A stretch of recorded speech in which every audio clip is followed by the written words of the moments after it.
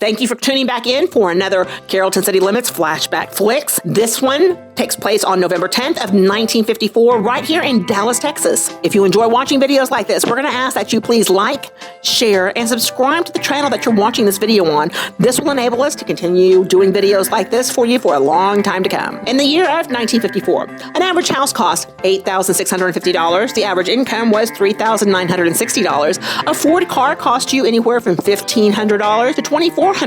A gallon of milk was only 92 cents, and a gallon of gas was only 21 cents. In 1954, the United States president was President Dwight D. Eisenhower. Also in that year, Elvis Presley records his second demo at Sun Studios. He recorded "It Wouldn't Be the Same Without You" and "I'll Never Stand in Your Way." There are some names that you might know that were born in 1954. Annie Lennox, Katie Seagal, John Travolta, and David Lee Roth. What we're bringing you to see today, all-women jury hears a case for the first time.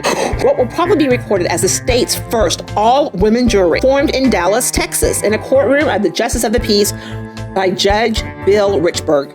Richburg announced last week that he had intended calling an all-woman jury to try a woman accused of vagrancy. And this morning, 15 Oak Cliff women turned up to volunteer for this duty. Although the Attorney General Shepard says the constitutional amendment allowing women to serve on juries will not be effective until the 19th of November, Judge Richburg said that the defense has agreed to an all-women jury and that he knows of no legal objection to having one before the 19th. Therefore, the judge swears in all the women, all 15 of them, or members from the Oak Cliff Lions Club Auxiliary. Earl Luna, a private attorney, serves as a prosecutor when the district attorney's office fails to send a representative. The Dallas district attorney, Wade, later said all of his men were tied up, that many justice cases were tried without men from his office, and that he didn't believe a woman's jury would be legal in any way.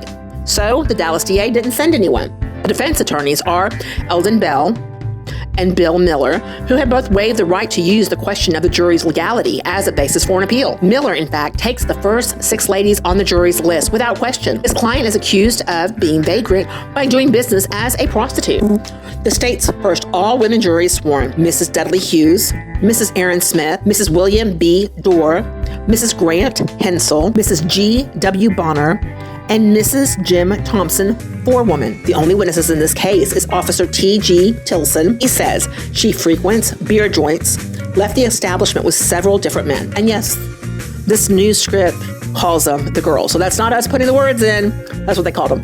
The girls, unaccustomed as they are to any jury duty, makes one serious breach of protocol. Everyone thinks that there is a verdict coming, but no, the girls just wanted to ask a question, and the jury shamefacedly returns. This time, they return for real. The jury finds the defendant guilty of vagrancy and assesses the maximum sentence, a $200 fine. The jury says it took 2 ballots and 30 minutes to reach the agreement. Some women in the audience don't agree with this verdict. Defense attorney Miller gives notice of an appeal and posts bond for his client.